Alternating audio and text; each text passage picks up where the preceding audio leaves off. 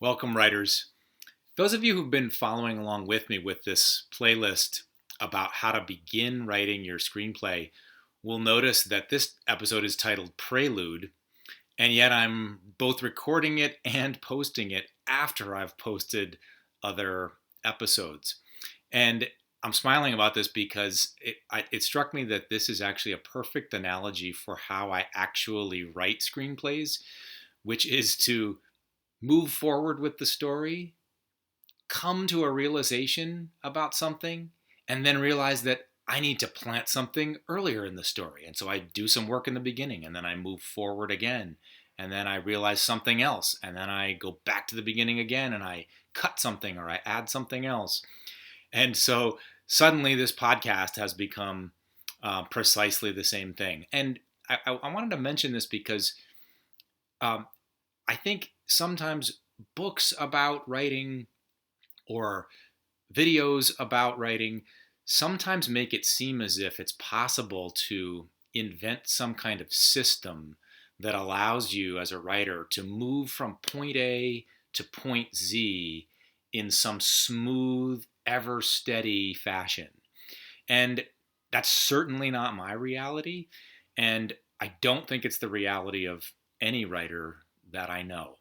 So I wanted to highlight that. And it's great that this is happening because it's making me make sure that my series of talks here are not falling into that same trap and that I'm actually thinking about communicating to you at least how I've done some things. Doesn't make it automatically the best or right way for sure, but it might be helpful to hear about how messy this can be.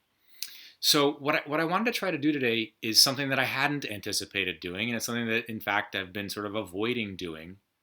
I thought that the best way to illustrate this sort of back and forth process would be to talk about one of my own screenplays. And to be clear, I'm not talking about one of my own screenplays because I think it's exemplary. Um, on the contrary, it's because it's really the only thing that I could talk about with any kind of authority with regard to process. And I do remember enough of my process on this screenplay that I can actually tell this story a little bit, or at least the outlines of this story. So I have this document that, again, I'm talking about in episodes I've already posted about questions I want to know the answer to before I start writing. But what I wanted to talk to you about here was my realization that it's actually important to know that there's something that comes well before even that set of questions. And that is something that's harder to talk about because it's emotional. It comes from probably an unconscious place that I'm not fully in control of. And yet it's an absolutely critical part of the process before I can start answering questions about character and place. I need some kind of context. And so that's what I want to try to talk about here. So, with the screenplay that I'm going to talk about, which was initially titled Detroit and which is now titled Roar and has gone through many drafts, actually, even beyond what I'm going to describe to you here today. Uh, the first impulse I had for this screenplay, and I can still remember walking into the kitchen and telling my wife what I was going to do. And what I said to her was, I'm going to write a movie in which a kid, a boy, delivers an inspirational speech to the Detroit Lions in their locker room before a gigantic game that inspires them to go out and win.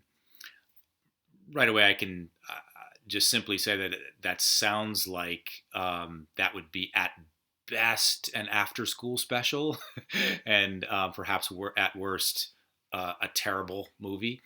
But I knew right away that even though that idea had some after-school specialish sounding elements to it, that my idea was actually darker than that, and that the movie, if I did it right, would have a chance to be the kind of thing that would appeal to adults and not just kids. And so that idea got me going. And of course, so many things were wrapped up in that idea in the first place. So I do need to explain some context to you, and I'll try to do this quickly.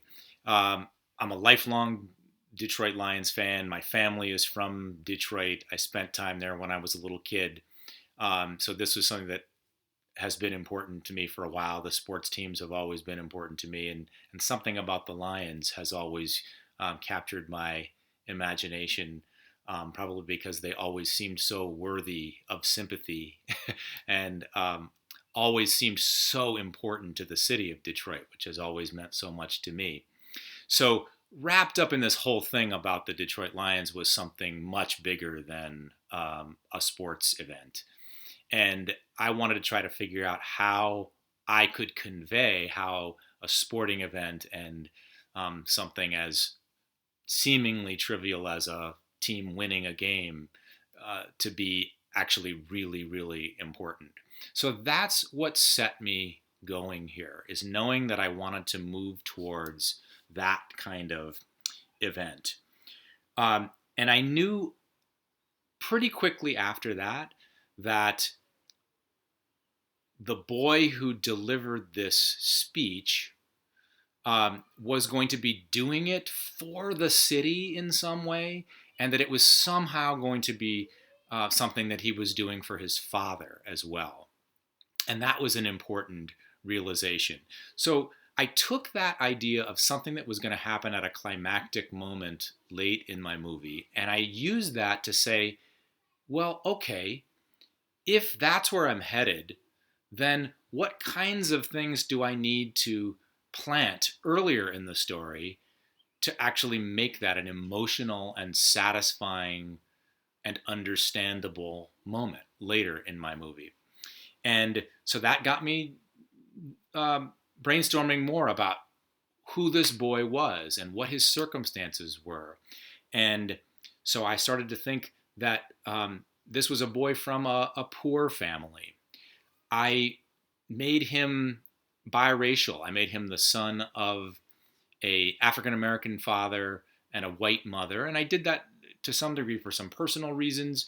Though I also thought that that was going to be important to more accurately reflect some of the racial makeup of the city of Detroit, which is overwhelmingly African American. And I started to think about other elements of this kid's life as well. I fairly soon after that decided that that the boy's father was missing, and that the boy was looking for him. And that gave me an opportunity to say, okay, this thing about this speech for the Lions and this missing father, those things are going to somehow be related when we get to this climactic moment in my movie. And soon after that, I realized that I wanted the father to be a singer. And I wanted him to be a singer who was incredibly talented, but who had never quite succeeded and who had been sort of self-destructive in his lack of success. And at some point it dawned on me then that actually a speech wasn't going to be the thing that was at the climax of this movie. It was actually going to be the singing of the national anthem. The boy was going to sing the national anthem, and that was going to inspire the Lions, inspire the city of Detroit. And as soon as I thought that that was a better idea, again, that led me to all sorts of ideas that I knew I would have to plant earlier in my story. It fairly soon occurred to me that it would be emotional and significant and interesting if the boy too was a singer. And I decided to make him a kind of closeted singer. Again, talented, but someone who really wasn't using his voice publicly, doing it more privately. That, of course, I knew was going to make that singing at this gigantic moment in front of a gigantic crowd a more emotional moment if he had been a closeted singer who suddenly uses his voice at the climactic moment of the film. So you can see how my back and forth process here uh, is is the thing that is enabling me to come up with new ideas. Um, it was shortly after that that it came to me as I was again writing the plot and moving towards this climactic scene, setting up his life, that I suddenly had the idea that actually spontaneously he would not sing the national anthem in front of this Detroit crowd. He would sing America the Beautiful instead. And that came out of a long time interest of mine and love of Ray Charles's version of America the Beautiful. I'd listened to that dozens and dozens of times. And it struck me that if that's what he was going to do, um, then again, something else I needed to plant earlier in the movie was what it would mean to sing America the Beautiful instead of the national anthem. That led me to create another character, and it's a character who, at some point in the film earlier, expresses his love for Ray Charles's version of America the Beautiful, and who talks about especially the more unknown lyrics of that song and what they mean to him. So that when we get to this moment later in the movie, and Doc, instead of singing the national anthem, sings America the Beautiful, we already know what that means. And hopefully that then hits an emotional chord at the end of my movie. But again, it is only this back and forth process of realizing something about my ending and then re-engineering the beginning to lead up to that thing that enables me to actually craft my answers about character and plot and those things that make up the heart of the movie. So that's just an example of what I'm talking about. And in many ways, I hope this prelude helps you understand some more of the more abstract things that I'm talking about in later episodes. I would love to get questions from anyone who wants to ask them. Feel free to post those down below, and I'll be sure to address those when I can. Take care, everybody. Thanks so much for tuning in.